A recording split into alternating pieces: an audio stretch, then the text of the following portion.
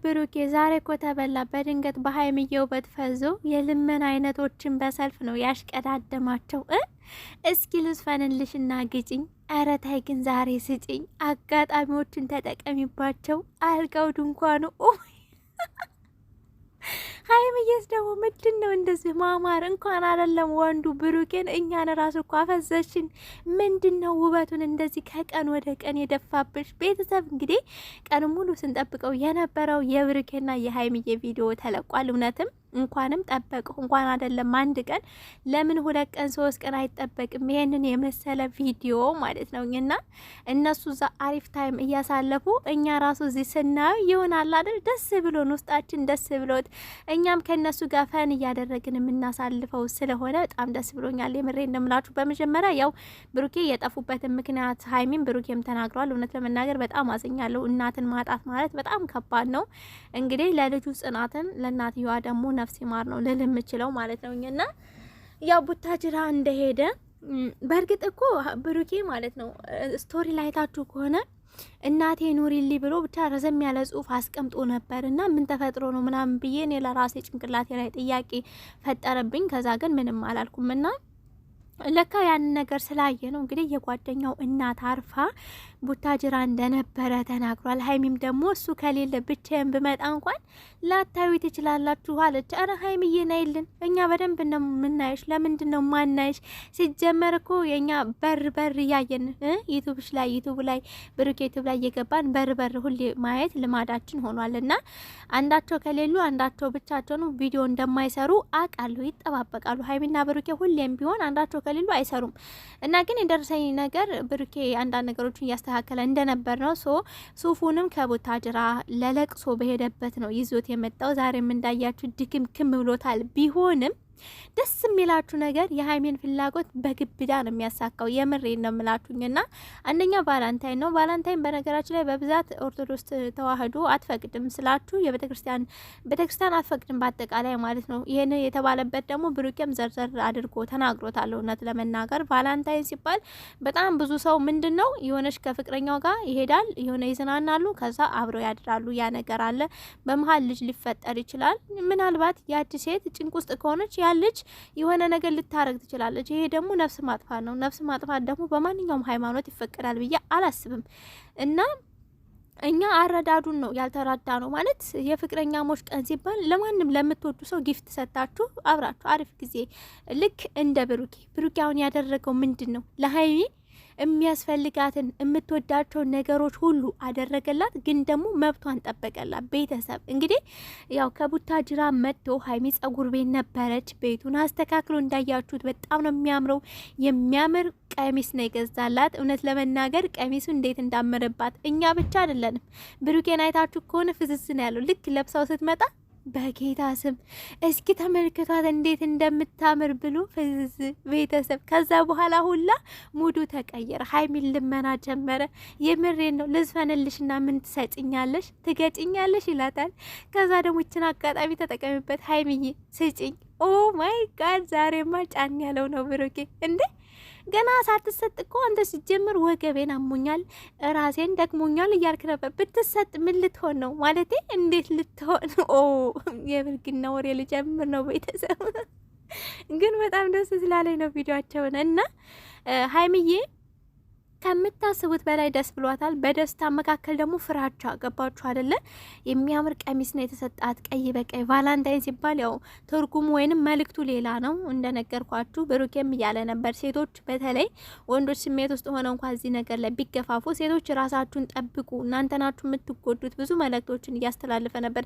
በጣም ብዙ ጊዜ ነው ብሩኬ በነገራችን ላይ እንደዚህ አይነት መልእክት የሚያስተላልፈውኝ እና ወደ ቲክቶክ መንደር ብሩኬና ሀይሚ ከንፈር ለከንፈር ካልተሳሳሙ አናምንም ላላችሁ ማለት ነው ብዙ ጊዜ አይደለም ሀይሚን እናንተን ሁላ እየመከረ ነው። ምክንያቱም ሴቶች እንዲጎዱ ስለማይፈልግ ጉዳቱ ሴቷ ላይ ስለሆነ ለወንድ ኖርማል ነው። ያስረግዛ ዞር ይላል። ከዛ ጣጣውማ ላይ ነው የሚሆነው፣ ሴቷ ላይ፣ ቤተሰቧ ላይ።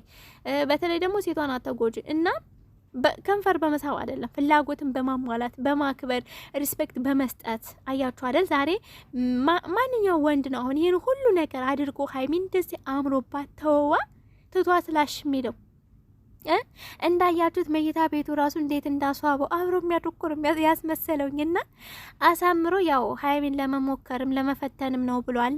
መኝታ ቤቱ እንደዛ ያስዋበው ግን ደግሞ ብሩኬ በመሀል እኮ ያልገዋ ነገር ምንም አላምንሃትም። አልገዋ ትላለህ ብረቷ ትናል። እኔ በጣም ነበር ፋንሲ ያደረገኝ የነበረውና ያ ነገር ደግሞ ሀይሚን በጣም አስፈርቷት ነበረ። ፈጣሪ ከተራበ ጅብ አውጣኝ ዛሬ አውጣኝ እያለች በመሀል እየጸለየች ሁላ ነበረ። ሀይሚዬ የኔ ጀግና ሴት ማለት ነው። ከአንቺ ብዙ ሰው መማር መቻል አለበት ብዬ ነው ማስበው። ሀይሚ ይሄን ስታረግ ብሩኬን ሳትወደው ቀርታ አይደለም፣ ተወደዋለች። ግን ደግሞ ክብሯን መጠበቅ ስላለባት ነው። ገባችሁ አደለ? ሴት ልጅ መጀመሪያ ልብሷን አውልቃ ከወንድ ጋር ያደረች ቀን ያን ጊዜ ነው ክብሯን ያጣችሁ። በተለይ ደግሞ ለወደፊት የሚፈልጋት ሰው እንኳን ቢሆን ሜቢ ተጠቅሞባት ላሽ ሊል ይችላል። ለወንድ ኖርማል ነው፣ ለሴት ደግሞ ከባድ ነው። እና ሀይሚ ስለማትወደው ሳይሆን ራሷን እየጠበቀች ነው። ወደፊት የት ያመልጠኛል አብረው የምኖር ሰው ነው ብላ ስለምታስብ ነው። ገባችሁ እያለ ነበረ ብሩኬም ሀይሜም ማለት ነው። ማለት በጥቅም የሰው ልጅ በጥቅም የሆነ ነገር መቀር የለም፣ ራሱን አሳልፎ መስጠት የለበት። የሆነ ሰው የሆነ ውለታ ስለዋላላችሁ የሆነ የምትወዱትን ነገር ስላደረገላችሁ ብቻ ራሳችሁን አሳልፋችሁ መስጠት አለባችሁ ማለት አይደለም። ራስ ማለት ከምንም በላይ ምንም እንትን የለውም። ገባችሁ አይደለ? በቁስ የሚለካ ነገር አይደለም። ብሩኬ ለፍቷል።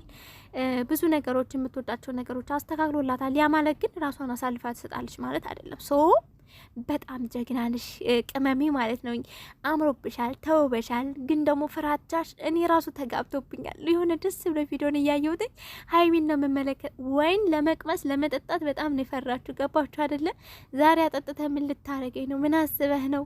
በቃ ስላረክልኝ ሁሉ አመሰግናለሁ። ግን በሰላም ፈጣሪ ከዚህ ከተራበዥ ባላቀኛለች ነበርና ይሄ ደግሞ የመጣው ምንድነው? ብሩኬ በመሀል ያልገዋ ነገር ስላችሁ ስጭኝ የምትለዋ ነገር ስለበዛች መሰለኝ እና ያ ብሩኬ እንደ ቀልድ ነው እንጂ ሪሰርች ሁላ አድርጊያለሁ ሲል ነበር። ሪሰርች ማለት ከአንድ ወር በኋላ የብዙ ህጻናት ህይወት እንደሚያልፍ ሰው ማለት ቃሉን መጠቀም ስላልፈለግኩ ነው። ምክንያቱም ቀላል አይደለም ሰው መግደል ማለት ስላችሁ ህጻናት ወይ እኔ ቃሉን መጠቀም አልፈልግም። ቤተሰብ በቃ ይገባችኋል ብዬ አስባለሁኝ እና ለዛም ነው ብሩኬ ለሀይሚ የሚጠነቀቅላትኝ።